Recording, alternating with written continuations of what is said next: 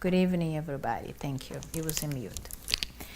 Imagine that you go into a place without knowing that place, without GPS, without a map, and you're trying to figure it out how to do things on this new place.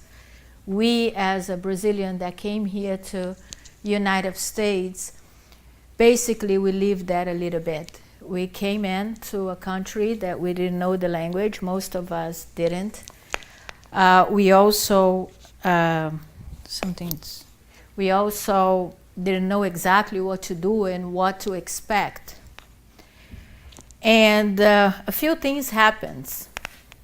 Number one, we tend to do what others tell us to do, right? Okay. So you go a place, you don't know what to do. You have to ask, what am I doing? How do I do this? How do I do that? And you tend to do that.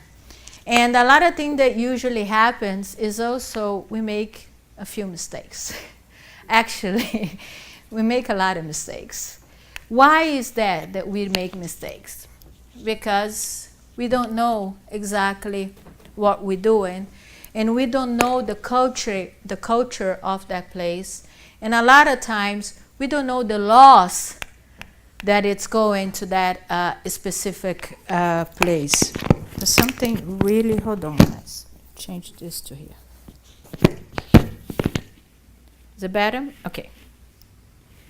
So we don't really know what's going on. Like, for an example, there is some countries in the world that you are forbidden from drinking. I'm sure you guys know that. So you can't drink. If you go there, I'm sorry, but you cannot say that, oh, but in Brazil, United States, or whatever, we can drink, but well, there you can't.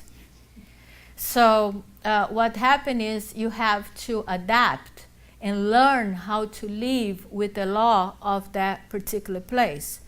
Now, some people never adapt. Some people wanted to live on that place just like what they used to live back wherever they're coming from, because they don't want to accept that there is laws and stuff that it's, that they have to go through and they have to actually obey. Well, I'm talking about this because it's just an analogy of that we come to a place, we reincarnate here, and from the evolution that we are right now, who we are, we actually don't know what we're doing. And we are here just like the people that come from Brazil and don't actually know what they're doing, that it's making a lot of mistake. And the number one is following what other people is telling us to do. And now we're talking about the society. So the rules that society makes us and believe that this is what we do to be happy. So you come here, you don't really know what you're doing, and then the TV, the marketing, and everything else tells you that for you to be happy, you need to have this beautiful house, and after the house you need the boat, and after the boat you need the plane, and then you need to have all this money to be happy. This is what society, this is what the marketing, this is what the TV is telling you to do. But because you don't know and you're lost, you have the sense to obey and tell what other people tell you to do. Now, when you start to be a free thinker, you're going to say, no, hold on a minute.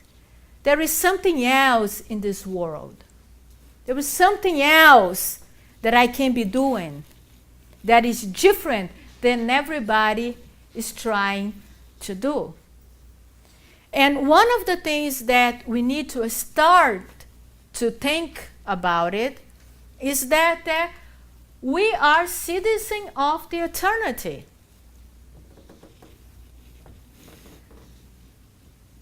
That is good to know, right? Now, do we live our lives like that?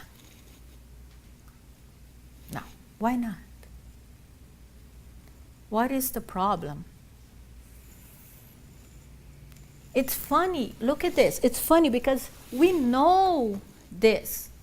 We know. But we don't live through that. Why? This is a reflection for everybody. Because remember the laws. Remember, if we know that we are citizens of the eternity, of course there is laws out there. Of course there is so much more for us to live and see than what we're seeing right now. But in order to do this, we're going to have to start living this. Not only knowing, but living this. We are immortal, we are spirit, we are citizens of the eternity. Nothing, absolutely nothing can destroy us. This is a wonderful thing to know. No matter what happened, we'll still live. Okay? So we need to do this. Luigi gave a lecture last time. He was talking about God, and actually a very good lecture. But I want to, if we know that we are citizens of the eternity, I want to ask you a question. What is God to you? Not what you know, but what you live. What is God to you? What that means for not knowledge. I can quote the Spirit's book for you guys. I can quote that. And I can tell you what God is. But the most important thing is, how do you feel God? And then I'll ask you another question. Have you ever experienced God? Because the moment that you experience God, anybody can tell you that God doesn't exist because you know He exists. Because you experience God. Now, what do you think? What is God to you? A father? What is a father figure? Somebody that has to do everything for you all the time? That you ask for favors? Hey God, I'm here. Can you please do that for me?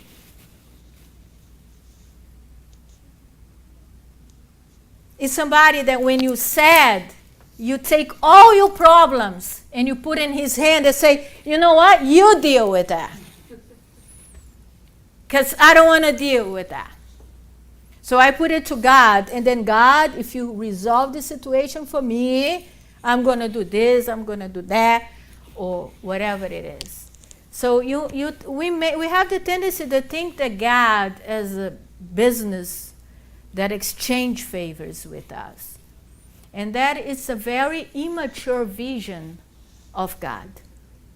But we have to be careful, because this is what you believe to be God. Because this is what you're going to live. You're going to constantly ask for favors. Constantly putting all your trouble on His hands. And then, when you don't get your answer, you'll be disappointed. And then you say, I don't believe in God. Well, ladies and gentlemen, God is not here to please us, to do the favors for us. Unfortunately, that's the truth.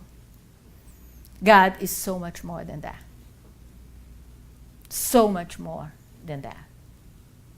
And He has the whole universe to take care of it. Not only our little planet Earth. Not only us. But let me tell you a vision that it's more productive. Is that we are the tools, the instruments of God. That's who we are. We are the expression of love that comes from God. So look at the difference. You're not only the son or the daughter anymore, but you are the instrument of God. So that means that we are actually the arms of God. We are the arms. God doesn't have an arms, we do. So we are here exactly to learn and to express love towards our attitude, our thinking, our feelings. That's what we're here to do. To represent God the best way that we can. Because we can express love. You're talking about love. What is love? Love, it's so beautiful on the poetry books, but it's also an action. What are you doing in your life to express that love? Not only to your family, but to the world. Because this is definitely our job. And we are doing this not to please God or anybody. We're doing this because this is our intimate mission. We are here to evolve. We are here to learn how to love. This is the main thing. And we need to start thinking about what can we create, what can we express for God, in the name of God. We like to say we are gods. Yeah, we are creations of God, definitely. In order to do this, we need to start acting. Having that, I'm an instrument of God. I'm not the victim of God. I'm the instrument of God. So, and then we have the universal laws, but we also have our laws. So in that case, you have your laws. Now, are you living your life through your laws or to the universal laws? What is your laws? I'm going to give an example of this. If somebody, years ago, you trust somebody, and then they abuse you, or they rob you, and then what becomes your law? Do not trust anybody. And then you live through that law. If you have a man or a woman that betrays you for any reason, and then your law becomes do not trust woman, do not trust man. Men are the worst. Women sometimes say that. Don't trust them. What is this? I'm creating my own laws, which is our belief system. Same thing with money. Money, it's no good. Money, it's no good. Only bring unhappiness. And then you start living your life, throwing every single opportunity to the wall, to the door. Because that becomes your law. That you create laws with people too. That person disappointed you a little bit, and then you already in a law that said that person is no good. And if I ask you, you're going to say, what do you think about that person? No good. We are constantly creating our own laws. Just like the example I gave you, completely lost. Because what we should be doing is look at and focus on the universal laws. We need to live our lives to the universal laws, to the natural laws, to the divine laws. Those are the ones that are important. Can anybody think of a law that you created for yourself? Think about it. I wanted to give you a name. So give you your names. So that's going to be Elvira's laws. Or Luciano, Natalia, anybody here. Stephen, why is it important to do that? Why I'm asking you to do that? Because every time that law is guiding you, you know that that law is your law, not the universal law, not the natural law. Because at least you're going to say, okay, hold on a second, I'm acting upon this specifically law that is not even that important. And the problem with living your lives to our laws is that brings you pain and frustration. Of course. Of course, God has a system, not as a person doing this like everybody think, but as a system. He has a system, and he has some laws that govern that system. And at the moment that we start living our lives to that laws, of course we're going to live a completely different life. But so far, we created our own laws, we believe in our own laws, and we are actually living our lives according to our laws.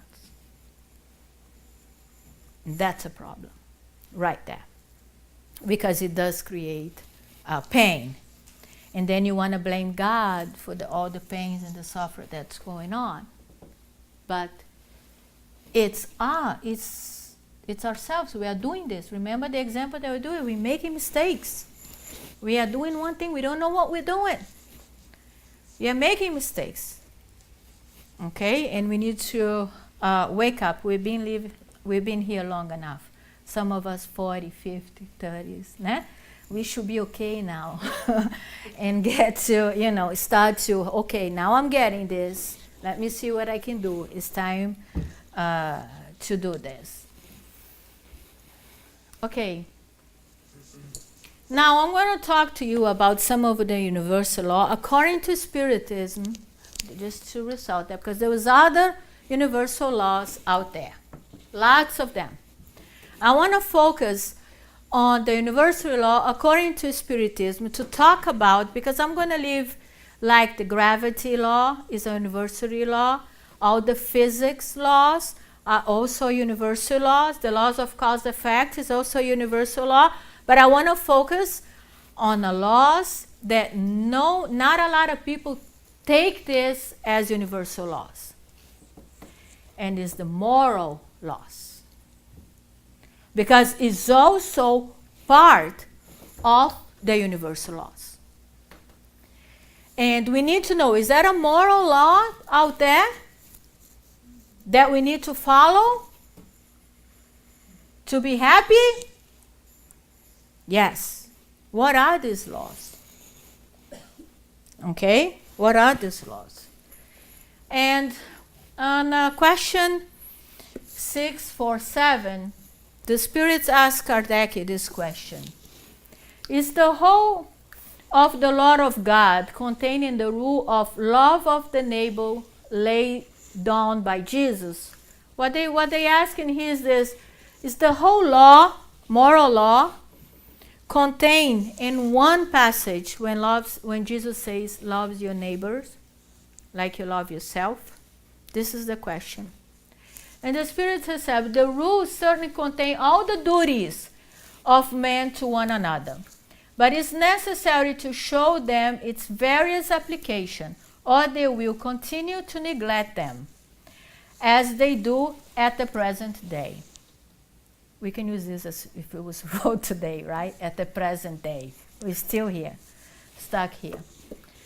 Besides, natural law embraces all the circumstances of life, and the rule you have cited is only a part of it. Men need precise directions. General precepts are too, eu não consigo ler ali, vague, and leave too many doors open to human interpretation. Okay, so if the Spirit says, okay, the only thing we're going to do is love thy neighbors as you, and everything is happy, and everybody should be happy. No, the spirits say that we need more directions, because we also have the problems of human interpretation. So if you say love thy neighbors, you're going to say, okay, I'm only going to love the person next to me. And then the first question is, who's your neighbor? And then we have millions of answers of that. Some people answer that your neighbor is only somebody that have the same beliefs as you, somebody that is not doing harm to the world. So we need a little bit more of clarification on those questions. So the spirits told us that we need more moral laws to understand a little bit better. So we go to the question 648, and Kardec asked the spirits, what do you think of the division of natural laws in 10 parts?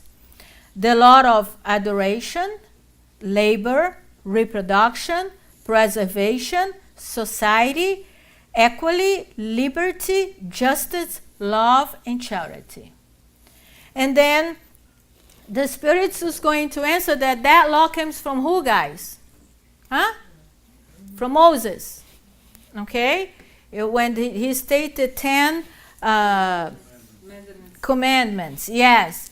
It's all about this. Each command is adoration, labor, reproduction, preservation. Okay? That's what he means. So look at this, the answer that the spirits gave it to Kardec. He said the division of the law of God in 10 parts is that of Moses. It may be made to include all the circumstances of life, which is the essential point. You may therefore adopt it without being held to have any absolutely value, any more than the various other systems of classification which depend on the aspect under which the subject is considered. The last of those parts is the most important, because the law of charity includes all the others, and is therefore through the observancy of this law, eu não consigo ler aqui, that mankind advance more rapidly in spiritual life. That mankind advance more rapidly in spiritual life. So, what's interesting here is that the spirit doesn't close anything. He just say, yes, you can use that. You can use that. There is other things going on. There is other things that you can accept, but you can go ahead and accept this, and it will be very helpful to you if you do that. Now, because we don't have time to go to every single natural law or moral laws that we're talking about, I'm just gonna go to the most important ones, because he said that. He said, therefore, to observance of this law, he said, the law of charity includes all the others. Okay, and then we go. Okay, so that means that if we actually can do that one, includes everything. But we also need the law of adoration. Why? Why, guys? Why is it important to have the law of adoration? The law of adoration is not go, God, you wonderful, God, you this. God doesn't need that. We do. Doesn't care. The law of adoration is all about us. You know how we can do that? Through prayer and meditation. It's a connection to God. Now, how do we pray?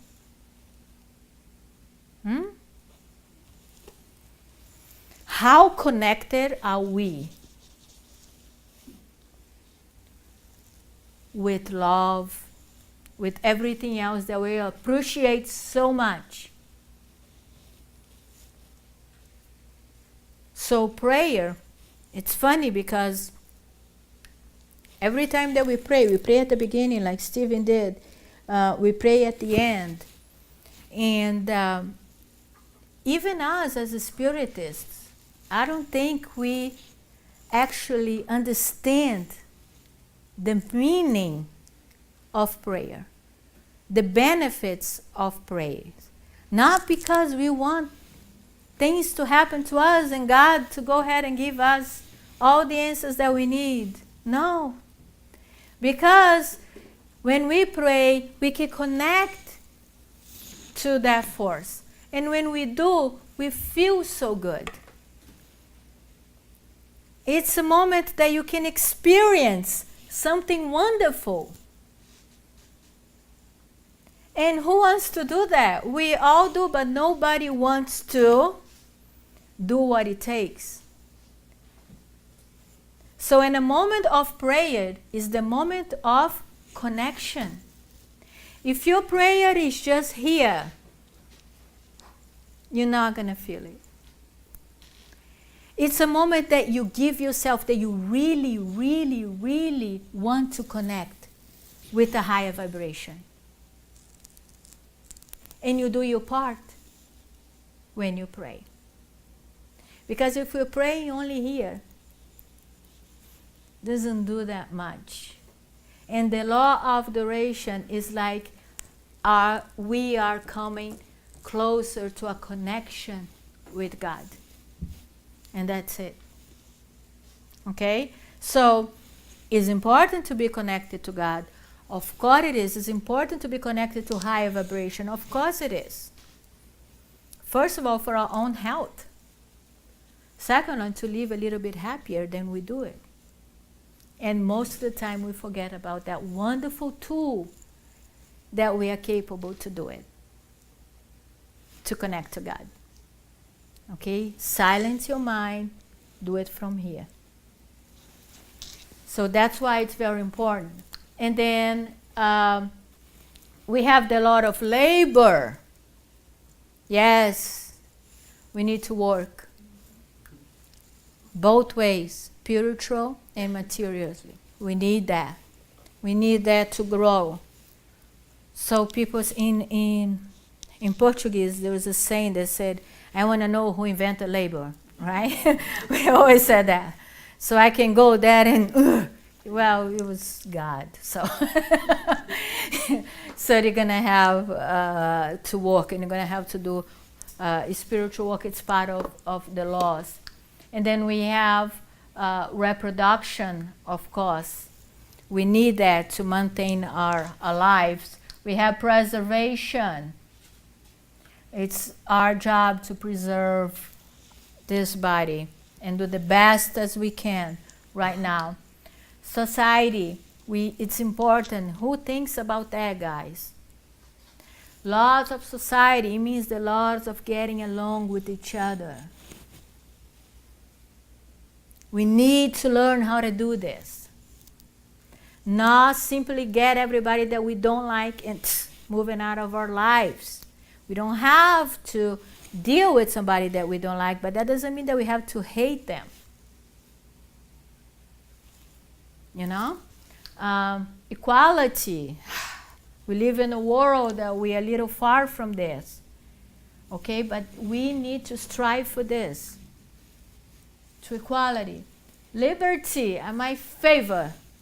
Because we want all the freedom in the world. But we don't allow others to have it.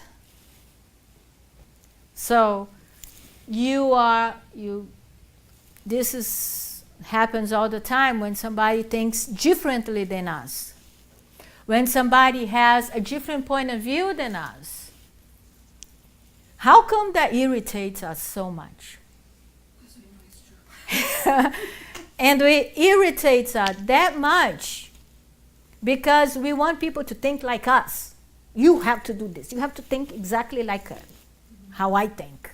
Why? What if we're wrong? What if they're right? We have to think about this. What if I'm wrong? What if they're right? At least give yourself a doubt to do that. And then what happens to liberty is that we take the freedom of thinking of others. We take that away from them. And that's wrong. That's this. And we judge.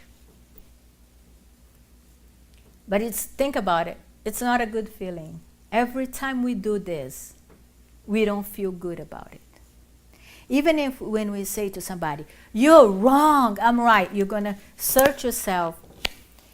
You're going to see that almost never you tell to the person, you're wrong, I'm right, and you have peace on you.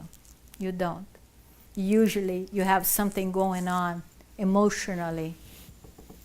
Why? Because we're going against the law of liberty.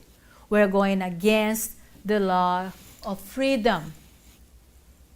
And it's our job to allow people to think, allow them to think what they think, even if we don't believe it in. But when we respect that law, we don't get irritated. I can say, Kari, you know what? I don't think this is for me. But, if it's your belief, it's your belief. The difference when we put the law of liberty is that it doesn't bother me the way that she thinks. And I don't have the necessity to make her thinking like me. Okay? This is the law of liberty. This is the law of freedom that we want it for us, but when it comes to others, we have this horrible habit of not allowing people to think. And we do the same thing with our kids, with our family members. They have to be what we want them to be. They're not going to be, and then what's going to happen? We're going to suffer. We're going to get frustrated. That's not going to happen. Even if you want your husband or your wife to think like you, it's not going to happen. It's not. Because you're two different human beings with two different experience, with two different way of thinking. Why do you think that your way is more important? It's better. It's for you. That works for you. And we have to give that person. And then we all stress out and we don't know why. I'm so stressed. Why? Because I want people to do what I want. That causes stress. It really does. Right, people? Right? If you force someone to do what you want, you get stressed out. Because they're not going to do it. And you have two choices. You can keep living like this and be stressed for stress. Frustration. Or you can say, I surrender. I surrender. For now on, the law of liberty is my flag. And I'm allowing people to be a free thinker like I am. Okay? So suffering, it's a lot, pain, frustration is a lot to do with who we are. It has anything to do with God. Okay? And then we have justice. Né? The planet itself, we still don't have full of justice. But we need to create justice in our lives. And we need to be fair to people. When I think that I'm better to anybody, I'm capable of do anything just to get, whatever that I'm looking for, especially if I'm looking for money. We have to have justice in our lives. And we have to be fair and honest. Because that's the law of moral. And then we have love and charity. Okay, which, according to the spirits, is the most important ones. So the beauty of this is that right now, I am going to give you the law of charity.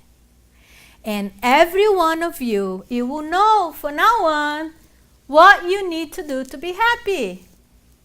Yay! Right? So I am ready here to give you the recipe of happiness according to the spirits. Okay? And it's this, the law of charity.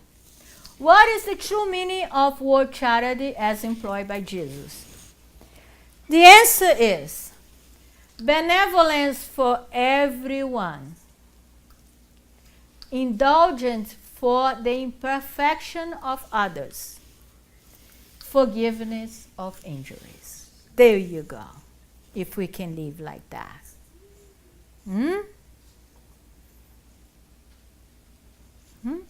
How happy are we going to be? Let's talk about this benevolence for everyone.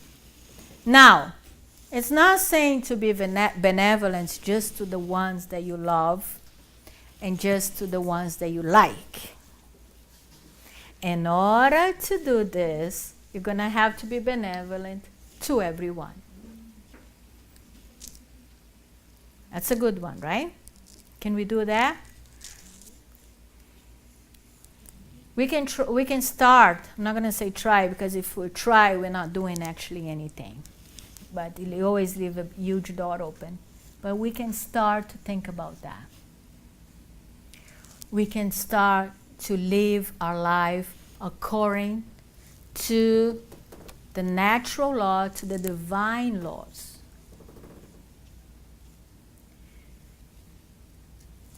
Even if we do it just for ourselves, just to be happier, that's fine. Because we can only change. I was telling people in the group today that we as a human being have this thing that we can only change when we really are tired of being the old self of us. And you can say, you know what? I want something different. And that moment when you realize that you had enough, it's when you start looking for something new. And when you had a laugh, it doesn't mean only suffering consequence of materialism world. No, I'm talking about how stressful you are. I'm talking about the level of anxiety that you're in. Because those are not pleasant. Are not. And we can live so much better than we're doing right now, guys. We have the capability of living such a happier life than what we're doing right now. Let's make the switch. No more Yonara's law, Elvira's law, but let's look at the big picture. Universal law, moral laws. That's the laws I wanted to follow in my life. And if I can, every time that I'm not benevolent to everybody, I can catch myself doing, and I can do it differently. That's not that hard. Can you give me an example of the time that we're not being benevolent to somebody? If we're at work and we're talking about other employees, are we being benevolent? No. If we're talking behind other people's back, are we being benevolent? No. Is that hard to do? Huh? No. It's not. It's not that hard to do. We just need to have the attitude that a person that really wants to transform ourselves. And then indulgence for the imperfection of others. Oh my God, this is so huge. We know that we are imperfect. We know that we have lots of shadows. We know. Oh no. But God forbid if the other person showed that shadow to us. God forbid. Now let me ask you this. What is the feeling that brings to you? When somebody is taking you, it's making you mad just for being themselves. Is it good? Is that a good sensation? You feel, oh God, this feels so good. No. It's bad. It's painful. It's painful. But we are so used to it that we don't even realize. We think it's normal. Because we are living under our own laws. And that laws tells me that everybody needs to be perfect to me. Because if they're not perfect to me, I'm going to be upset with them. And then I'm the one who's getting upset. And then I'm the one who's getting stressed. But the society and people's life wants me to think that this is a normal way of living. Is it? Can we do different? Yes. Oh, there was somebody that came to talk to me the other day. She said to me, oh, I just talk about others, and others people back because everybody does it. Ah, okay. Okay. That makes it your law. If everybody does it, I have to do it too. Now, this can be one of our laws. If everybody doing something, then I have to do it too. If everybody gets an iPhone, I need an iPhone too. If everybody getting this specific clothes, I need to have that too. And if everybody has a Tesla, I need one too. But if everybody want to die, I don't want to. No, if everybody wants to die, then no. I don't want to die.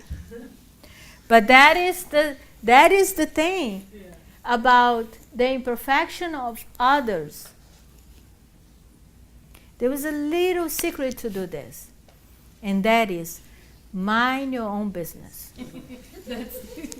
Simple. Straight up. That person is doing that. What are you going to do? Get stressed about it? Die? Get mad? Right? Mind your own evolution. Do that in your family, you see a huge change on that. Huge harmony on your family. Start doing that right there in your house. And then you're going to see the difference. And then you start doing it in your community. Do that here in center. Focus on your evolution. You're going to be so much happier. Because at the moment that you come here and you start looking what everybody else is doing, you're in trouble. And you're not going to stay. Because you're going to come here and say, God, there's a bunch of crazy people in here. And it is. It's full of crazy, sick. We are. All of us are. Crazy and sick. If I come over here to start notice what everybody's imperfection is and how that irritates me, this is going to be another point of stress. Not enlightenment. Stress. It's too much stress, Yonara. I can't deal with garage sale. Okay, work on the past. Too much stress on the past. I'm going to work with the kids. Too much stress on the kids. I'm going to work with... And then one day, okay, the person is gone. Because we are not saints. None of us here is. None. Yes, none. So every time, once in a while, you're going to see a person here behaving completely different than what the Spirit is teaching us. Guess what? You do it too. You're not 100% with all this law, not even this one here. So, but we like to do that. The only thing I want you guys to remember, to reflect upon it tonight, and if you get out of here tonight saying, okay, I get it, is to realize how unhealthy this is for you. How bad it is for you to live a life like that. And then you said, enough. I wanted to have peace. At least more peace that I have. In order to do this, there's a recipe right there. The imperfection of others is something that we're going to have to deal with that. Amazing is the mentors of this house. Thinking about how much imperfection he sees in each one of us. Think about that. But they're here. What's the difference? They're not judging us. they understand how difficult it is for us to change it really quick. And once in a while, yes, we're going to make a mistake. Even if we make this our laws to live our lives, once in a while, yes, we're going to make mistakes. But they're still helping us. They're still with us all the time. And they're still here ready to serve us, no matter what. No matter what. I usually say in my prayers that I wanted to be tolerant with the others, just like our mentors are tolerant with us. Because let me tell you, they take a lot from us. We are not easy. We're not. And we have to realize that the same way the higher spirits are tolerant with us, we're going to have to be tolerant for the ones that sometimes we think that is not as evolved as we are. Number one, are you more evolved than the other person who's behaving the way you think it's wrong? I don't know. If you are, show them this. Because that's the proof. That's the proof that you're really better if you have that necessity to be better. Okay? And then the last one is forgiveness of the injury. Forgive others. Let it go. A person did something for us 10 years ago, 15 years ago, 20 years ago. That only makes us sick, guys. It's bad for us. You don't have to agree with what the person did. It was wrong. Okay, I got it. The things about forgiveness that people get really confused is that they think that to forgive somebody you have to agree with them. No, you don't. You can still think that what they did was wrong. But I forgive you because it's good for me. I want to have peace. Because have that inside of us is also another good feeling. It's very unpleasant. Very unpleasant. But looks like we got used to live our lives with unpleasant feelings and emotions. And we are stuck in there. It's not normal. We're not here for that. It's not normal to be stressed, to have anxiety, to have all the things, the crazy, unpleasant feelings that we live our lives with. That's not normal. This is not what we're here for. If you think that it's normal, you're going to be there. It's not normal. Because if you want to live differently, at least tonight, we have the tools to live a different life. And I hope that at least we can start to reflect upon those laws and reflect upon what really, really is making our lives so stressful and so unhealthy. Whatever it is, we can do different. We can start to do different, and we can start it right now. Thank you so much.